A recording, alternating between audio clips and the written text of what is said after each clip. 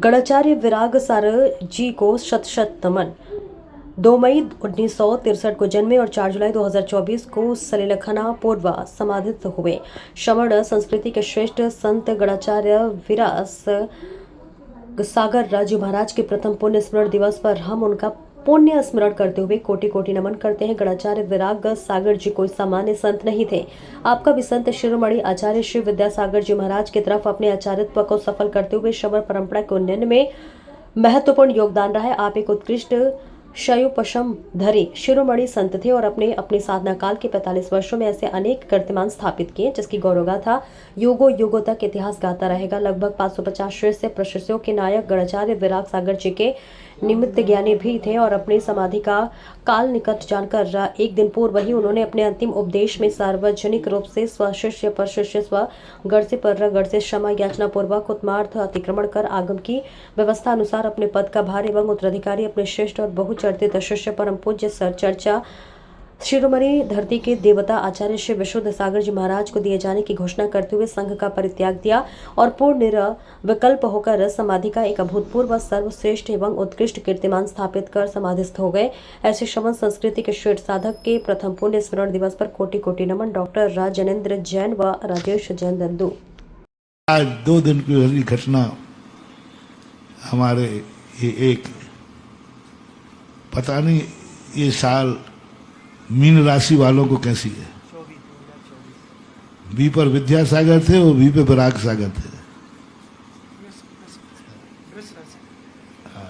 हाँ जो भी राशि एक राशि पर ही एक साल के अंदर ये स्थिति घटी। परसों की घटना है। पारस ब्रह्मचारी आया, बोले महाराज जी महाराष्ट्र के अंदर जालना है। विराग सागर महाराज ने उनको अटैक आया है और उन्होंने आपको याद किया है कि कोई मुझे सुधा सागर महाराज से चर्चा करा दे। मैंने तो भाई मेरे से चर्चा का कोई औचित्य नहीं समझ में आया। फिर दोबारा मैंने कहा ठीक बिहार कर रहा था, मैंने कहा चलो बैठते। उन्होंने कहा नहीं, उनका फिर समाचार आया कि सुधा सागर महाराज से मुझे चर्चा करा दो। शाम को पहुंचने के बाद मैंने कहा भाई जब 3 बार वो कह चुके हैं तो अभी मुझे पता नहीं था क्या बात है, क्या करना है। बस अटैक आया, बस चर्चा की, हमने थोड़ा संबोधन किया और अटैक की स्थिति में और ये भी भावना थी, मैंने कहा आप घबराना नहीं, सुबह ठीक हो जाओगे। और वो सुबह ठीक हो गए। हमने शांति धारा कराई अभी चना टोरिया के अंदर शांति धारा कराई। मैंने 2 बार उनका नाम लिया, आचार्य विराग सागर आरोग्यार्थम कहा मैंने। और वहां से समाचार आया कि महाराज ठीक हो गए हैं और आहार भी ठीक हुआ। थोड़ा अच्छा लगा। और उनकी ये चर्चा के बाद कल आज सुबह रात्रि के अंदर सुबह उठते ही समाचार मिला कि दिन में तो ठीक हो गए थे, रात में फिर हालत बिगड़ी और अब ऐसी बिगड़ी कि कहीं ये फिर से कहीं समाचार ना भेज दे। मैं तो यमराज ने कहा है कि अब ऐसे समय पर तुम्हें ले जाऊंगा जब ना तुम समाचार भेज पाओगे, ना वो भेज पाएगा, ना तुम शांति धारा सुन पाओगे, ना वो शांति धारा कर पाएगा। ठीक 2:30 पर आचार्य महाराज विद्यासागर जी महाराज जी का गुरुदेव का भी 2:35 पर हुआ था और इनका हुआ कब 2:30 पर। 2:30 पर कोई ज्यादा उम्र नहीं थी, हमसे भी छोटे थे। 68 हाँ 63 का जन्म था संभवतः। 63 का जन्म था, अब लगा लो कितने था, 61 के लगभग हुए। 63 का जन्म था। हाँ तो 61 साल की उम्र में आकाश में बिल्कुल बड़े चंगे चले गए। उन्होंने भी बहुत अच्छी, कुछ परिस्थितियां बीच में आए, कुछ अपवाद बीच में आए, लेकिन फिर भी संघ की उन्होंने जो व्यवस्था बनाई, उनके आकस्मिक जाने के बाद भी उनका संघ अनाथ नहीं हुआ क्योंकि वो इतनी अच्छी पहले से ही व्यवस्था बनाते गए, ग्रुप बनाते गए, अधिकार देते गए, और आज सब उनका संघ बटा हुआ है और एक व्यवस्थित ढंग से उन्होंने बांट दिया था। और उनको शायद ऐसा महसूस हो कि हम छोटी उम्र में ही चले जाएंगे, इसलिए उन्होंने अपने संघ को एक व्यवस्थित ढंग से बांट करके, यानी उनके चले तो गए लेकिन वो संघ अनाथ नहीं हुआ। उनके संघ को गम तो होगा, और कोई भी एक प्रभावक शक्ति, प्रभावक भी थे, उनका पुण्य भी प्रभावक था। उसी परिणाम स्वरूप उन्होंने प्रभावना भी की और एक श्रमण संस्कृति की बहुत बड़ी कतार उनके निमित्त से समाज को मिली और तैयार है।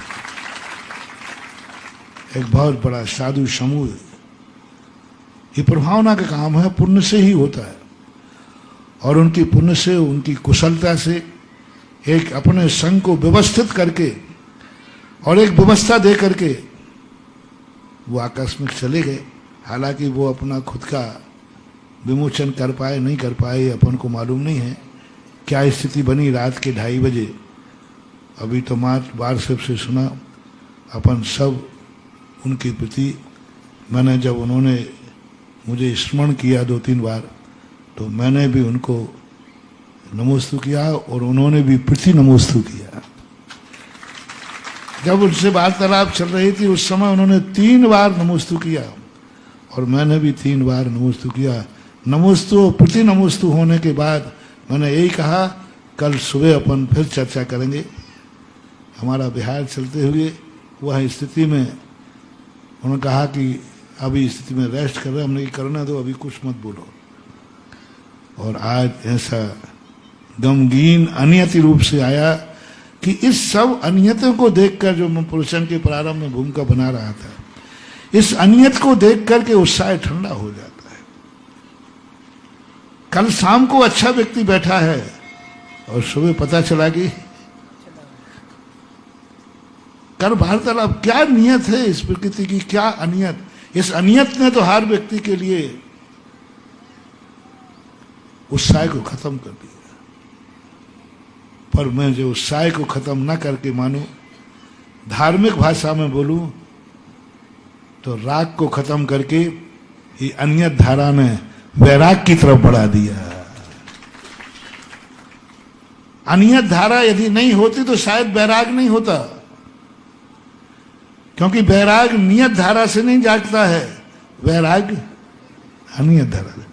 वैराग नित्य भावना से नहीं जागता, वैराग अनित्य भावना से जागता है। इन घटनाओं को सुनकर के एक वैराग में वृद्धि होती है, मूर्छा में कमी आती है, कल्पनाओं में कमी आती है।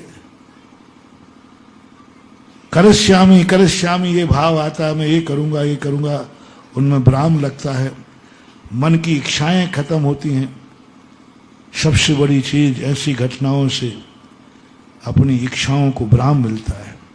इच्छाएं सीमित, क्या इच्छाएं करना, क्या विचार करना। थोड़ा बहुत कभी भाव जाग रहा हो तो ऐसी घटनाएं घट जाती समय समय पर।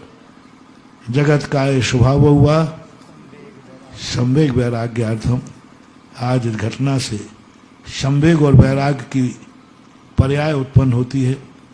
अपन उन महाराज के प्रति एक विनयाञ्जलि, एक श्रद्धांजलि के रूप में उन्होंने जो किया, उन्होंने जो कहा, उनकी भावनाएं धर्म के रूप में थी और धर्म के भेष को लेकर के गए हैं। बहुत जल्दी जल्दी वो तो मजे में होंगे, अपन बड़ी वैराग धारण कर रहे हैं। ये लोग तो पहुंच गए होंगे समोषण में भगवान के पास।